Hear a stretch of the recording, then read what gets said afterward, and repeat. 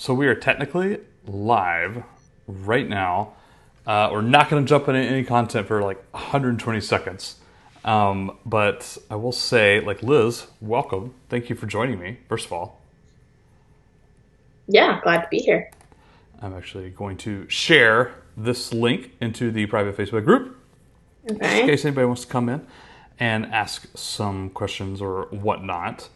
But while I'm doing that, I can get a quick overview, I guess. So we had a podcast that came out a couple of days ago, and I wrote up a small blog post in connection with it. And so I thought we might rehash some of the basic stuff over like the first 10 to 15 minutes here. I'll just kind of run through. I even wrote this down in my notes. I can show you in a minute. Like affiliate disclosures, privacy policies, terms and conditions, or terms of use or whatnot. I thought we just might run through like who needs those for everybody who might be watching this, like bloggers, online business folk in general. Who needs it and why? Like, what's the big overview? Again, they can go to like your site or my post for like an intro or whatever to kind of dig in deeper. But I thought we might hit the big stuff right off the bat. Press here. Come say hello. Post. And now I have done my job. I've done my duty, and we can actually get kickstarted here. Okay. Okay. Awesome. So, actually, before that, just give us the 2-minute Liz background overview bio. What's your website? Yeah. Did you have your donut for National Donut Day, or like? I know. Tell us about Liz. There's nowhere near me. I was super sad. I was like, oh, What? I have to go all the way. Oh. Yeah. I don't know. Maybe there's like a smaller chain thing, but I don't know. This is like new to this town, so I don't know everything. But yeah, so I'm Liz Stapleton. My site's over at elizabethstapleton.com. I'm a lawyer and a blogger. I've been a lawyer since 2012, a licensed attorney rather, since 2012, and I started blogging in 2014. And sort of the collision of those passions, I kind of recognized that there are a lot of legal issues with blogging that you need to kind of be aware of to protect yourself and your business. And a lot of people don't know that because they either like bury their head in the sand, and try to ignore it, or they like just stress out constantly about it. And neither is really the best solution. Pretend it doesn't exist in my own scenario. So like the legal stuff's important, but it shouldn't be scary or hard. So I'm trying to make it easier to understand and help people take action so that they don't have to stress out about it. Okay. So that's I like that. 2 seconds, I guess. That was good. Bio. So let's dive right in. No fluff here.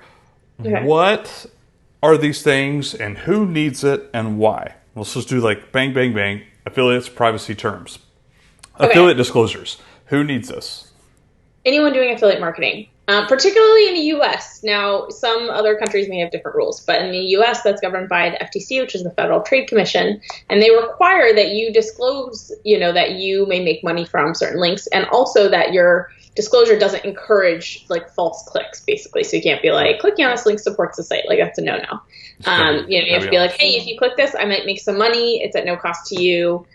That's really all you need to say for the most part. And it needs to be above the affiliate link, basically. So you can't have it like at the bottom of your page. Okay. So.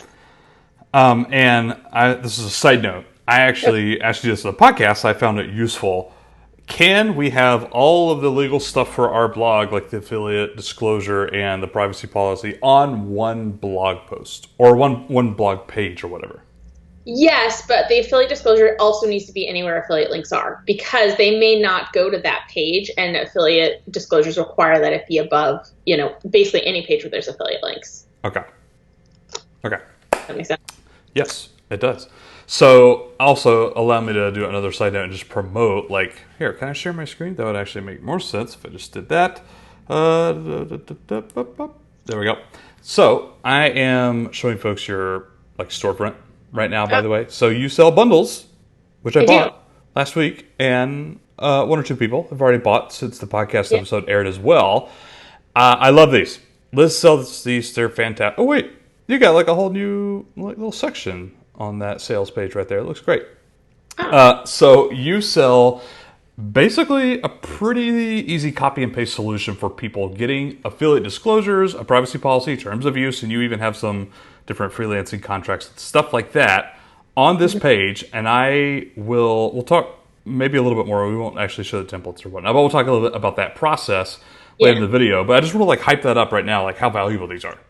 Like it's so less than an hour it took me, legit, to go from start to finish, all three of those things on one page of Do You Even Blog, like disclosure, terms, privacy, like all that stuff. It took me less than an hour. I was like, this is awesome. Like, why did not? Where was this like a year ago? Not that I've gotten sued in the past year, but in general, like this is awesome. So kudos to you. I suggest people buy these. I can humbly promote these without hesitation. So kudos. Okay, let's go back to our split screen. There we go. Sure.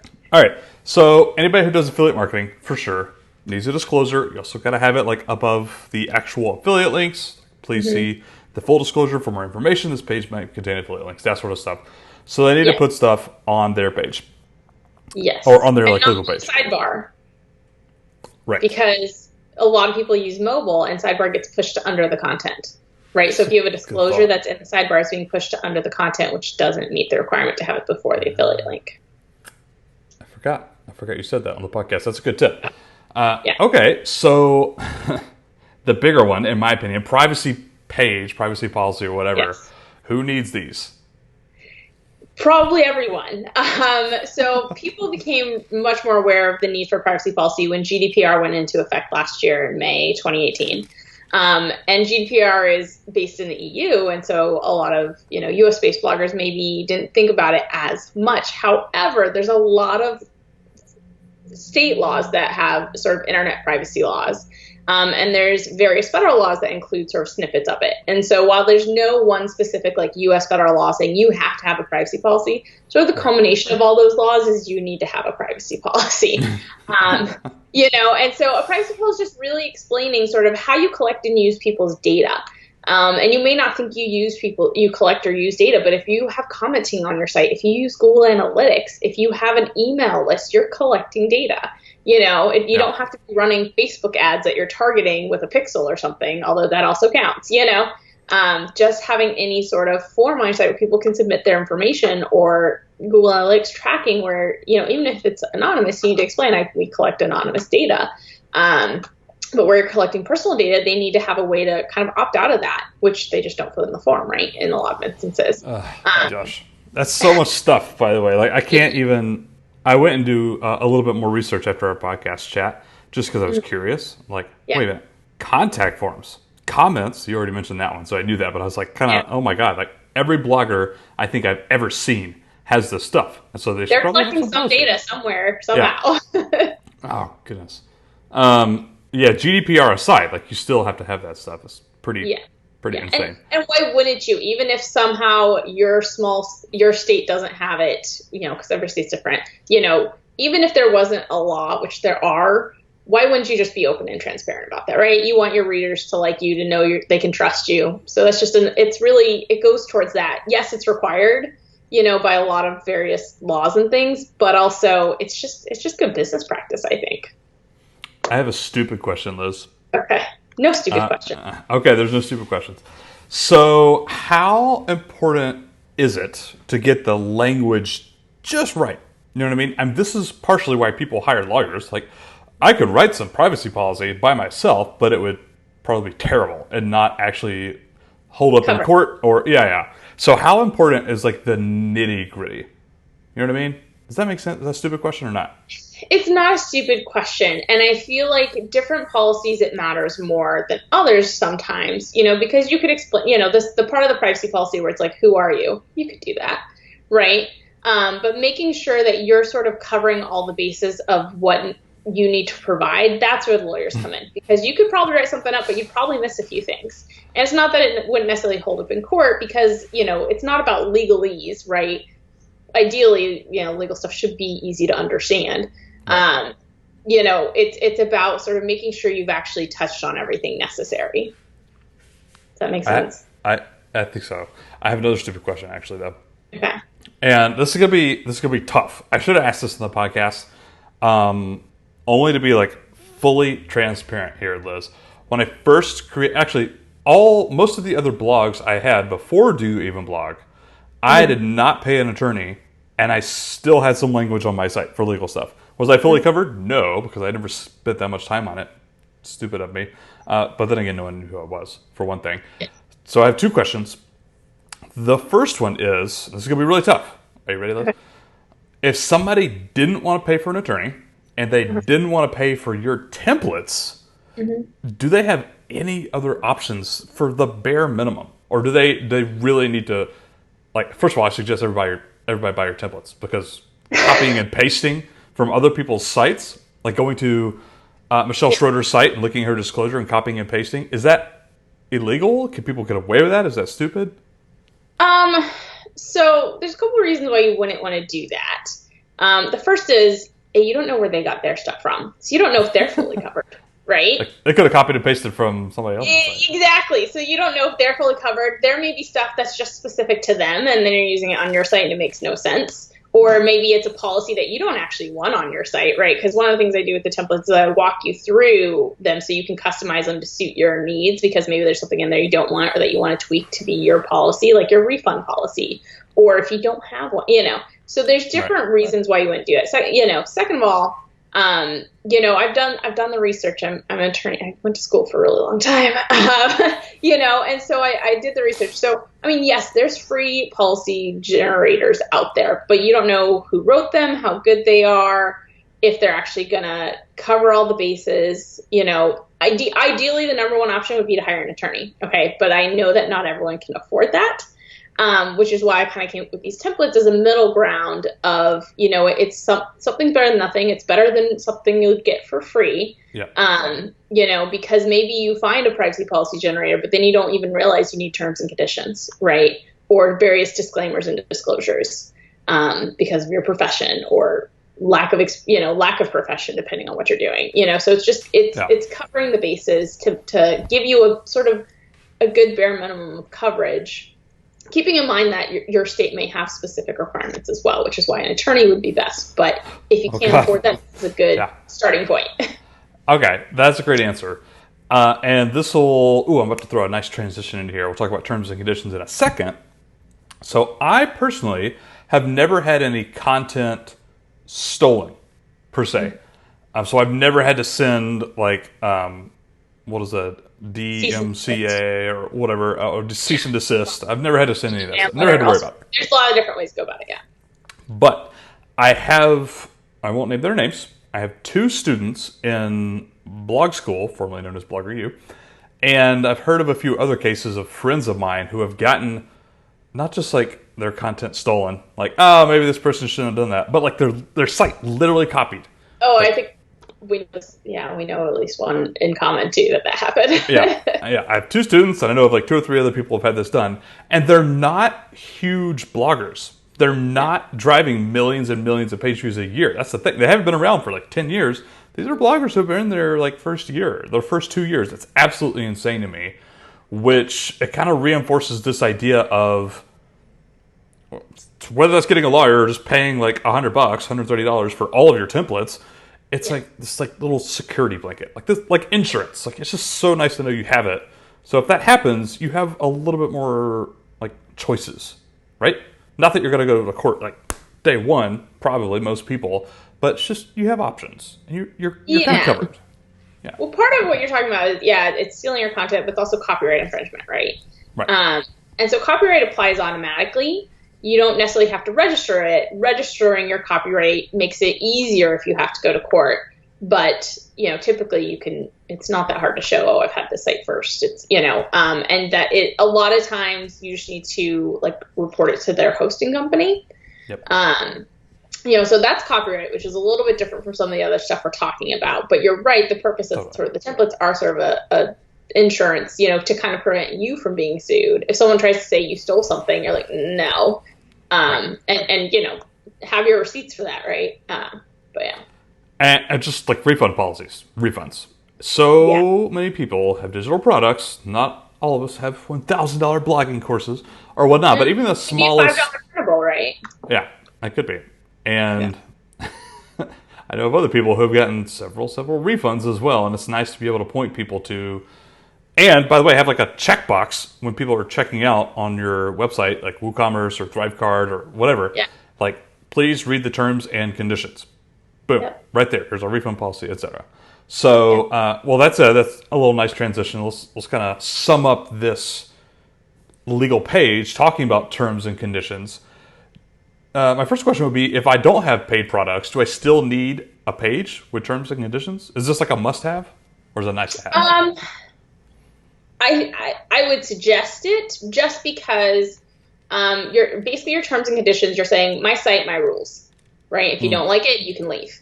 So you need to sort of say, hey, I'm not saying that there aren't errors here, right? So you can also mention your terms and conditions can also be a lot of places where you can limit your liability. Hey, there may be some errors here. I'm not guaranteeing the accuracy of certain things. If you're going to have a problem with me, you have to take it up with me in this court in this state, So it's setting the ground rules of your site, basically. So even if you don't have like a refund policy because you're not selling digital products, you can be like, look, if you're going to sue me because you took action based on my site, I have a disclaimer here that says I'm not liable for that. And also you have to do it in my home state. So I'm not having to go somewhere else to deal with this. I like that. And I didn't actually go into this like little subtopic about the disclaimer either, but professional disclaimers. And a lot of people in my audience, just because I kind of came from personal finance anyways, they're personal finance bloggers, and you have a specific thing in your templates I saw. I didn't use this one because I'm not a personal finance blogger, but I saw it in there. Yeah. And it's basically just says like, what? I'm a CPA, but I'm not your CPA. I'm a financial planner, but this site only has like educational blah, blah, blah, right? Which is what's on my site, right? I'm an attorney. I'm not your attorney. I don't know your specific situation, so I can't give you legal advice. So if you're a professional, or even if you're not, because I came from the personal finance space as well. Hey, I'm not a financial advisor. This is all from my own experience. It's, informational. I'm not a professional. Don't mistake me for one. This is, so that kind of disclaimer as well. Yep. There's so many people like personal finance or digital marketing or blogging that talk about making money or something to do with money in any sort of word, which is like this like hot subject with anybody should something go wrong. So I think that's like super important. Okay, so I want to talk a little bit about the template specifically. Okay. I'm trying to think if I missed anything. Do you think I missed anything people go listen to podcasts, quite frankly, or they can go like read blogs if they want to go too deep into this stuff. But in terms of, I'm trying to get at like who needs to learn something more, or who needs to take action, or who needs to go buy your templates for that matter, and why. Did we miss anything that you can think of right off the top of your head? I don't think so. Unless you're like not planning to make any money from this, which, from your blog in any way, which even then you probably still need something as a disclaimer, just to protect yourself. Then, but if you're in any way planning to make this a business or wanting to make money from your blog, you need to have legal policies on your site that explain how you're collecting data and, limit your liability, disclaim things, have disclosures, those still matter. Even if you're collecting data, even if you're not doing it as a business, you need to explain that. Totally. And I have a question. You might not see the same consequences if you're not monetizing in some way. Yeah, I see that. I get that. Yeah. I think the privacy policy and the data thing is huge, by the way. And I think just given what happened last year with GDPR and then... But there's more laws like that coming out. Yes, that's exactly what I was going to say. Like, I can see this going nowhere but up and more important. I don't foresee data or privacy becoming less important at all, ever again, for a while. So that leads me to my next question, which I didn't think of until 20 seconds ago. Will you be updating the templates that you sell? So I do go in and, every once in a while, just kind of read through and see if there is anything that needs updating. Any updates I do make, people will have access to so long as I continue to sell the templates. I generally keep an ear out if there's something new I need to add, but yeah, so to a certain extent, yes, but not, how quickly sometimes, but generally if it's big, it's going to be updated. That was a pretty impolite way of me to word that. What I really meant was let's say 2020 comes with GDPR 2.0 and it's something really big. Liz is probably going to help us all out. Yeah. But also we'd have time because GDPR was actually approved in 2016. It just didn't go into use until 2018. So we'd have a good amount of time to figure it out. I love it. That's a great answer. Okay. So can I share my screen again? I'm going to see if I can do this. I've never done this before. I'm going to see if I can do it via Ecamm. So people, okay. I share my screen on Ecamm. I'm going to see if I can do it where you can see it on Skype as well. Okay. I don't know if this is going to work. This is going to be fun. Okay. Can you see me? Yep. Oh, that's cool. All right, let me check. Okay. Sorry, I've never done this. This is like 2 layers deep. Inception, 2 layers deep. Okay. So my first question with the templates, which people can find at elizabethstapleton.podia.com. I believe for the next couple of days, if people are watching this in early June, you've given my audience like 10% off, which they can find at elizabethstapleton.com/DYEB. I think I even have that like up here. elizabethstapleton.com/DYEB. That'll work. Yeah. If you go to the site and you can enter the coupon code when you check out as well. So that's cool. But if you click that link, then Pete here will get credit, and we all want him to get credit. Yes. But even if not, I still recommend this stuff either way. So elizabethstapleton.com or .podia.com is where they can find this stuff. One of the, I'm not going to say issues or challenges because I am a tech genius and I figured it out really quickly, but I could foresee some other people getting a little confused, are actually taking the templates and putting them into WordPress. So, oh man, I just skipped the big part. I'm so sorry. I'm all over the place, Liz. Not enough donuts today.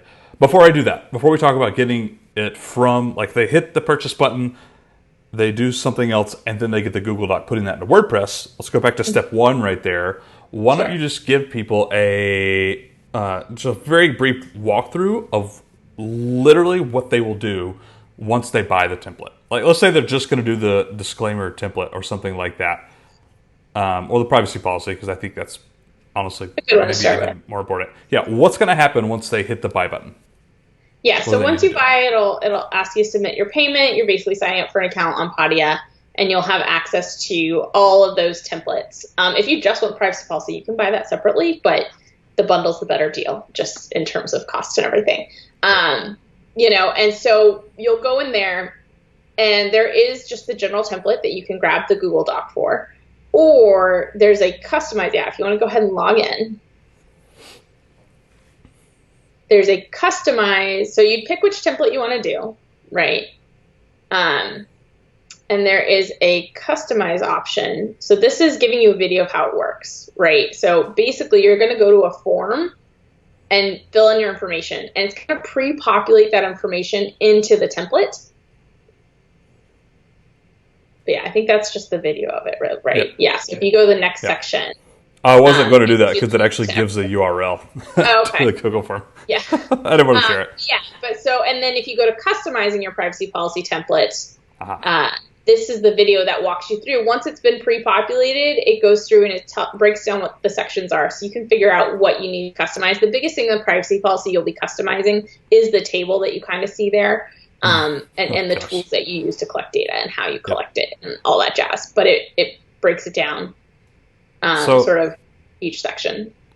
So I won't lie, Liz, and I even told you this earlier this week. I think this is like probably one of the most valuable things that people get out of this. It's one thing to have the Google form and they just like input their stuff and they get the Google Doc like spit out. But it's another thing to like even take that into the next step, which is what I initially asked you about a few minutes ago before I interrupted myself. And so I think this video right here, like, and I believe you did this for the other ones too, right? Like, not just there's a video for each of them because it is a template, so it's general, right? Because it's not legal advice, right? So you need to go through and customize it to suit your needs. Yes. Because everyone's going to be a little bit different. Everyone's going to have a different refund policy, or maybe you're not selling products, so you don't need one on there yet. Whatever the case may be. So it just breaks down so you can understand that Google Doc so you can customize it yourself for your needs. That's so awesome. That's so good. I love that. I think that's a tremendous amount of value right there. Okay, so let's say they have that. Can I click this link? What does this do? Is this gonna That's just the general. So if you didn't want to pre-populate it, you could just go and grab a copy of the Google Doc itself. Oh, okay. All right. That's cool. Well, I won't open that right now. I don't want to give away your stuff and run into my own legal troubles. But So one thing I am a tech genius about, I was telling you that, totally a tech genius, and so I figured this out. But going from Google Documents into WordPress is not always like cut and paste, which is stupid. It's not a Liz problem. It's actually a Google Docs problem, in my opinion. But do you have any tips on making that happen? What would you, this could be, you could have nothing here, Liz, or you could have like a whole bunch of say, I have no idea. And if you don't, I can ramble for, the next 3 hours on it. But do you have any tips on going from that Google Doc into WordPress? And I'll tell you what I'll do. I will show you my legal page, not the entire thing, but just like in the dashboard. I don't know. There was a question in there somewhere. Do you have any tips for how to correctly copy and paste or that sort of stuff? If you're finding that the format, I'm assuming you're talking about the formatting doesn't copy and paste well. Correct. That's definitely part of it. So if the formatting's not working well, you could always download the Google Doc as just a text file, and then you're not going to have as many issues with spacing and whatnot necessarily, or they're going to be easy to catch. It's still not ideal. It's but it's not really a way for me to kind of produce a pre-populated template. Right. I don't know if you had another idea, but yeah. So the only thing I can recommend, and again, this is not a Liz problem, this is a Google Doc problem. It's not just for this template, it's for all Google Docs, in my opinion. Copy paste as values. So you can actually like right click places and do paste as paste and match style. It's like I use Shift to do that. Yeah, I think like Command Shift V as opposed to just regular. Yes. Yep. Yeah. Command Shift V, Control Shift V, probably on PC. Depending on, it depends, I guess, if you're a Mac or PC user. Yeah. And I guess, I don't really know why I asked you that question. I should have just kind of answered what I did. That's fine. I was like, well, there's different ways to do it. Yeah. And I don't think that much of it when I copy and paste. I almost always probably do as the V because it's a shortcut, so I don't even really think about what's called. I just am like, it matches it. Right. So I found it actually more helpful to go through here and do like paragraph by paragraph, only because I wanted to make sure that I wasn't missing anything or adding in something that I didn't need. Like I kind of made that my process rather than reviewing it in the Google Doc. Yes, correct. Yeah. Okay. That was more helpful for me, and that also allowed me to do like a little bit better formatting. Like I also have a small table of contents that I, made look a little bit pretty. Actually, I didn't. I forgot to do that. I should put that in there. But I have everything on one page here. Sure. I like that. That's easier. Yeah, and that's another reason why I do include just the general template that isn't pre-populated, because maybe you take something out and later you need it. So that way you still can go grab a copy of the template and be like, oh wait, I do want to add that disclaimer now, because the whole general thing is still easily accessible without having to then pre-populate stuff. Totally. That is another thing I did, is I actually copied the Google Docs into my own drive. Like I created a new folder and just made copies of those just so I could like store them for safekeeping. It's super helpful. I will say sometimes this has happened, is when you fill out, because it's a Google form you fill out to pre-populate, is you want to fill it out with the email of your Google Drive, because otherwise, like it's sending it to that email, and if you are logged in under a different email, then I have to go grant access again, and so it'll just take a little longer. But if you go ahead and use the email that's associated with your Google Drive, you shouldn't have any issues. I love it. That's a great tip. Okay, so I think that's going to wrap it up for that. Why don't... Here, stop sharing my screen. Can I stop sharing on Slack as well? I believe I can. I mean, Slack. That's great. I knew what you meant. Yep. Okay, so I got it now. Is it okay if we talk for legal entities just for a few minutes, Liz? Kind of like we did on the thing. You're half of that conversation, really. I know. That's interesting. So why don't we do I don't know why people just like hear the word LLC. It's like nice and snappy, right? And so they that's like top of mind when bloggers or people or even any business probably like, oh, should I incorporate? Sounds a little less scary than being a corporation, probably. Yeah. Well, most people don't even know what the heck that means in general. Yeah. So like, oh, that seems like what I should be. I should be an LLC just because I've heard it more. I don't know. So From I guess I could just say, like, we have Liz, who is an attorney, or an attorney background, and we have Pete, who has a CPA background. We should say that a lot of the answer to this question, should I turn my blog into a business entity, an LLC, an S corp, or whatever, or should I leave it as a sole proprietorship or whatever, it has two parts, a legal side and a tax side. Mm-hmm. Okay. I'm not going to talk about the tax side at the moment. I've already talked about that before on different content. I think I have. I hope so. If not, I should do a podcast on that. But on the legal side specifically, why don't we do like some pros and cons? And I don't want to talk about S corps at the moment. Let's just keep it simple on the sole proprietor side versus the LLC side. So, Liz, if you could, maybe just lay out some of the benefits that might come from starting an LLC. Okay. So first of all, so actually, when I worked at a law firm in law school, I did business formation, so I'm actually very familiar with this. But LLCs, which stands for Limited Liability Company or Limited Liability Corporation, are state-based. So they're going to be a little bit different in each state. It's not a federal sort of designation. It's a state-based entity. And you'll find out about it at your Secretary of State's corporation section, basically, for any state. Yep. But what it is it's called a limited liability. And the purpose of it is to limit your personal liability. So if you don't have sort of something in place like an LLC, if you get sued, they can go after you, right? Not just your business, because it's all one, really. There's nothing separating them. Mm-hmm. All right. So limited liability is meant to sort of protect your personal assets. In most instances, you're not being taxed any differently than a sole proprietorship, so financially, there's not, what that benefit is separate. But the thing about LLCs is they do vary greatly by state. So some states it costs $30 a year to set up an LLC, and why wouldn't you? Other states it's $500. So maybe you're not at a place where you can afford that. And it's not as intimidating to set up an LLC as you think. Most corporation sections will walk you through it. You don't necessarily need to pay an attorney $800, especially if it's $30 in your state. Right. Like, I know someone that did that, and it hurt my heart a little bit when they told me. I was like, oh.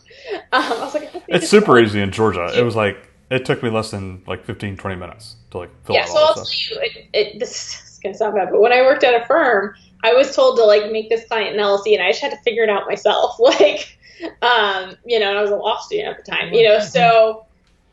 The client got charged probably $50 an hour for my work. So I'm telling you can figure it out without a law degree, because I had not yet graduated when I did.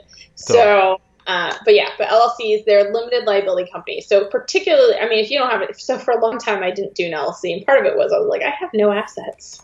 Like, what are they going to come after me for? Right. But if you have like a house or you're married, right, and you do dual income, you share your finances. If you have you don't want them being able to go after that or, be on the chopping block for a way to pay defenses or liability or whatever damages. Okay.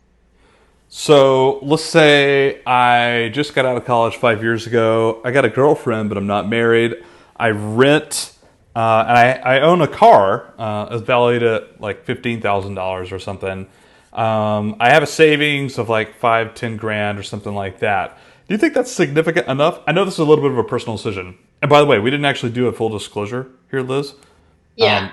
You want to shout out? I'm an attorney. I'm not your attorney. It's not legal advice. Totally. Type of a thing.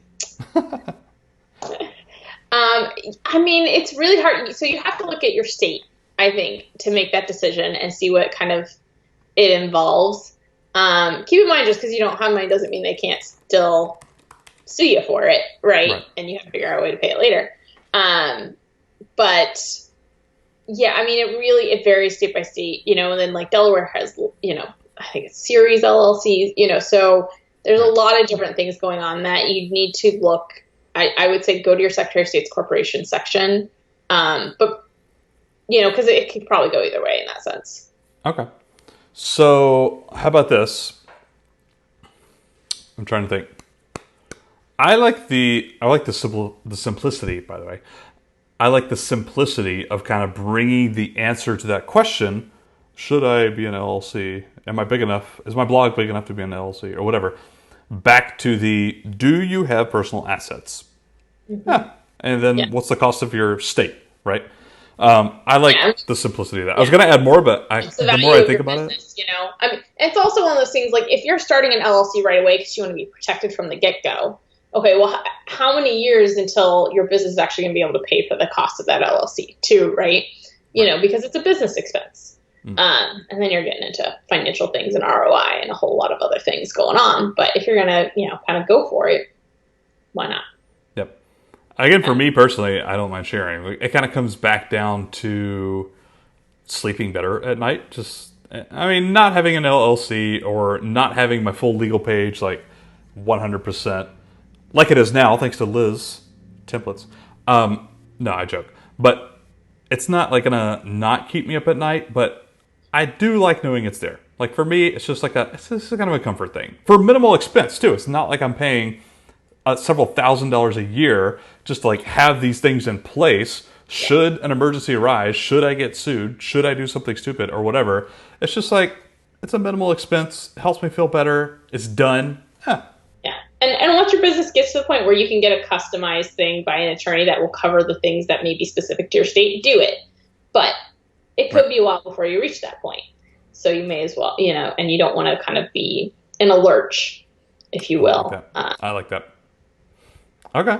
So I think we kind of covered that. I'm not even going to talk about the tax side, other than the fact that I think until your business makes 6 figures a year, $100,000 or more, you should probably just be a pass-through entity. I'll just say that much. Even if you do an LLC, you should elect to have it as a pass-through entity because it's going to save you money probably. Okay. Let's transition now to Q&A, which is not going to be a whole lot because there's not a ton of people watching. But Kim, she says, let's see if I can understand this, Kim. Our nonprofit benefits from my blogs. I do not personally. So should we be protected? Correct. I'm not exactly sure what you're asking, Kim, but are you protected in what way? I'll tell you what. I'll give you an opportunity to come back and chat. Our nonprofit benefits from the blogs, not me. Should we also be protected? I'd probably say yes, either way, by the way, but protected from what? Yeah, I'm not sure what she means by protected in what way. Like, does she need to be an LLC? Is that what she's asking? Or is it more like, does she need privacy policies because if her website's collecting data, then yes. Right?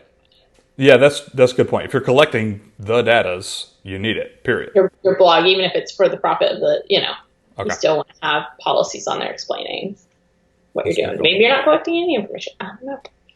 I'd be surprised if you weren't, but... Oh my God, I seriously can't think of any if you turned blog on I've looked at. You didn't have an email list and you weren't tracking Google Analytics, potentially. I'm not sure how anyone would find your blog much, but... Who the hell's that? Just saying, there's always exceptions to the rule, man. Totally. No, you're right. Okay, so I'll tell you what. Liz, I want you to hang out with me for another 5 minutes, but I'm going to show people something, and you might enjoy this as well. So I'm actually going to give away some templates here for free. Not your legal templates. Some cookies consent pop-ups. You know what I mean? So I'm going to share my screen with you, and then I'm going to share it on this thing. Boop, boop. There we go. So I actually created some of these this morning. You know the templates. Like if I open up Liz's site down here, ElizabethStapleton.com, ElizabethStapleton.com. I'm guessing you'll have like a little privacy. There it is. Boom. Like this little thing down here. Like whatever that is. This site uses cookies. Do you accept? Yes or no? One of my favorites is also Seth Godin's blog. It's very, very simple. Mm-hmm. Hang on. Why isn't this opening? There we go. Seth.blog. Isn't that what it is? Seth's.blog. Right here. Boom. This site uses cookies. I like that his is like over the content, so it's like a little bit more forced, even if it's like simple right there. Yeah. So I created 2 of these in Elementor. If people have Elementor, you do need Elementor Pro, but oh my gosh, if you've been following Do You Even Blog for any length of time, you know that Elementor Pro is easily like the highest ROI thing ever. that you would ever spend money on. $50 a year? Are you kidding me? It's a no-brainer. Anyways, so I have created 2 cookies consent pop-ups. I'll show this one. Can I do a preview? I think I can just click preview. Yep, there it is. So I built this one. I'll give this one away for free, and people can customize it with like their own logo or image or colors or whatever. Accept and close closes the pop-up, obviously, and never shows it again. And then learn more actually links to their privacy policy, like the legal page. Policy within privacy policy, all that jazz. Yeah, and people can customize that to their heart's extent.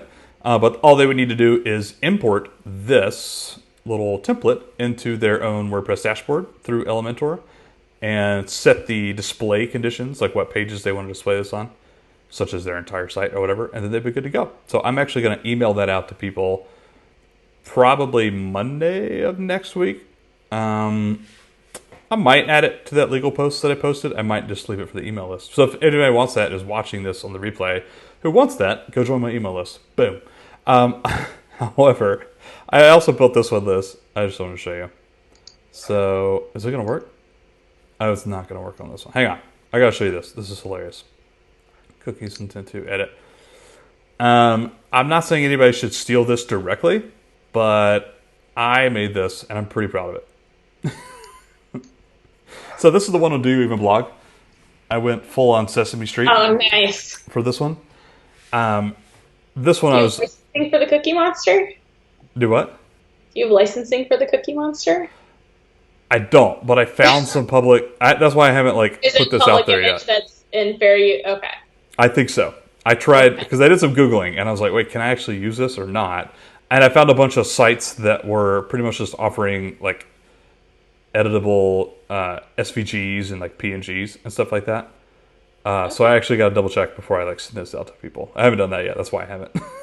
But in general...